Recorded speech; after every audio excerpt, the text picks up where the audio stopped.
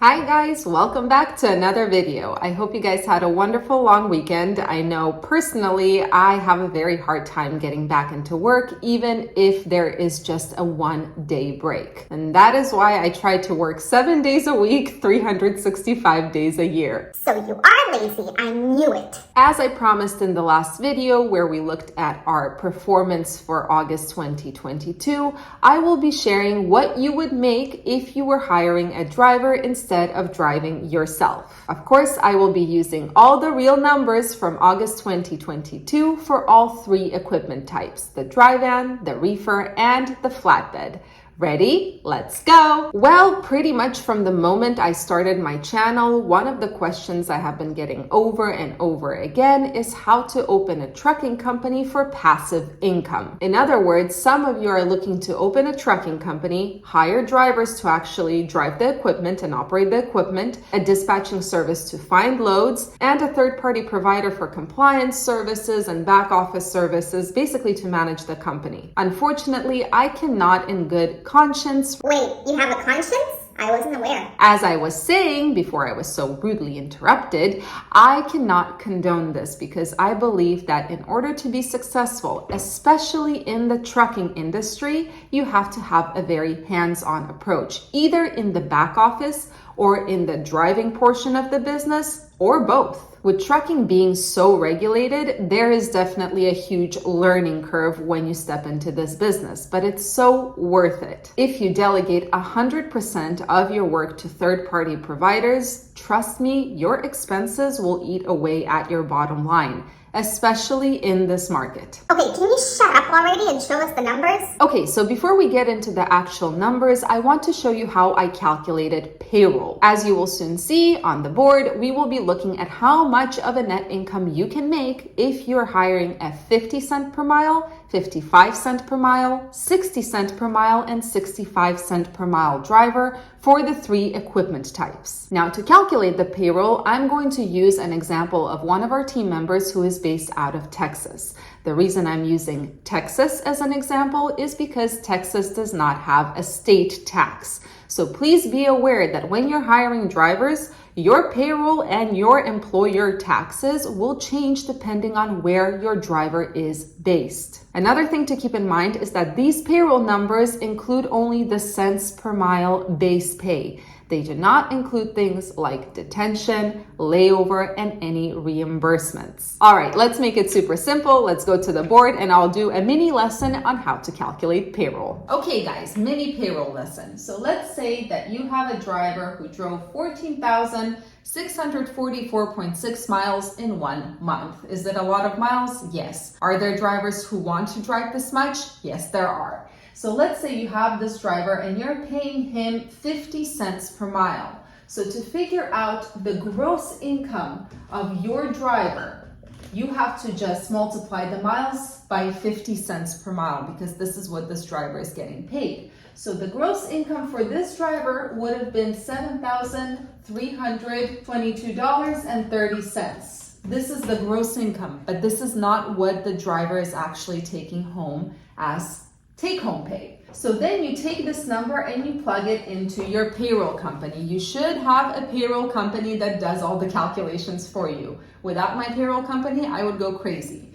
Now, the payroll company, once you plug in this number, they are going to decide how much goes towards taxes from the driver's side. How much out of this does the driver have to pay as taxes?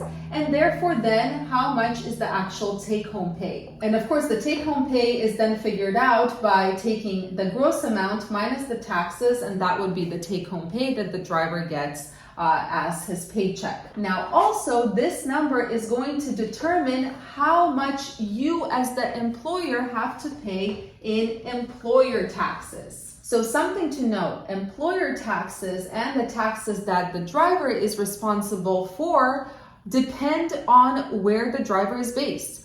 If the driver is based out of Texas, then the taxes do not include the state tax because there is no state tax in Texas. If the driver is based somewhere like in California, well, the taxes are going to be much higher both for the driver and for you as the employer. So when running this particular amount, I figured out if this is a driver based out of Texas, we would be responsible for, as the employer, $560.15 in taxes for this payroll amount. So now that means that total, we're going to take this amount, the gross income that we have to pay, plus the $560.15. So the total amount out of our pocket as the employer is going to be $7,882.45. So this is what it is costing us as an employer. But wait, there is also workers' comp, which is a requirement in most states. I think Texas is actually one of the only states where workers' comp is not legally required.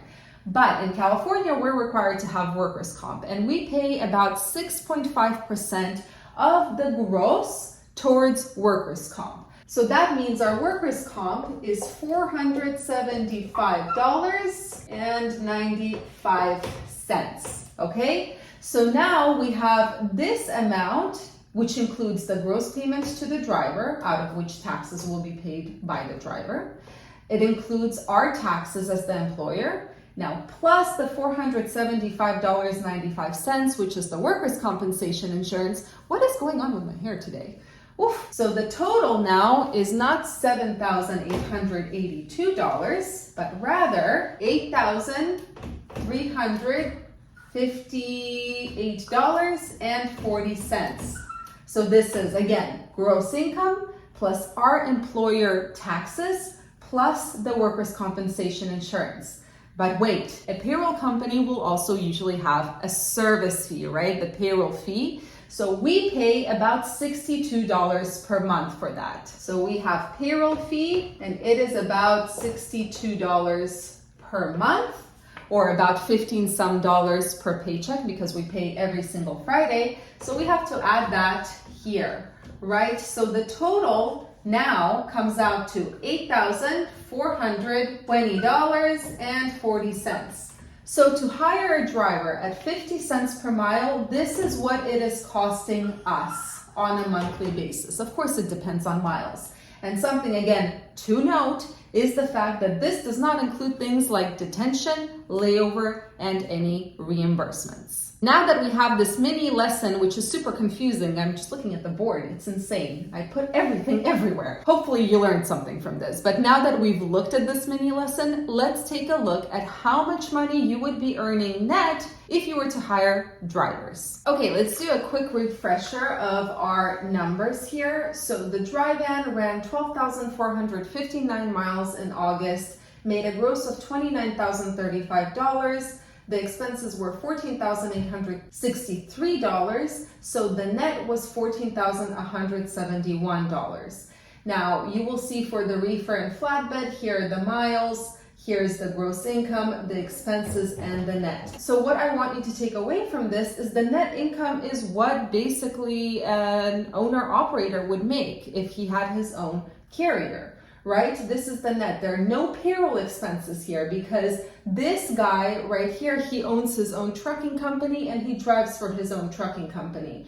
Our reefer and dry van numbers that I share, these two equipments are operated by owner operators. Basically, these are my business partners. There are no payroll expenses for my business partners. They're shareholders in the company. So now what I want to do is I want to show you the net income for each equipment type based on the miles at 50 cents per mile, 55 cents per mile, 60 and 65 cents per mile. So what I'm going to basically be doing is I'm going to be adding an additional payroll expense under each equipment type, as if you were hiring a driver instead of driving for yourself. Something to remember is this is only a per mile basis payroll. This does not include things like detention, layover, and reimbursements. But what it does include is it includes the gross income for the driver, the employer taxes, the workers' compensation, and the payroll fee. Right? So pretty much everything. So what you'll see right now is you will see the net income of how much you would make if you were to hire a driver, paying them each type of cents per mile, right? And this is for the 3 equipment types.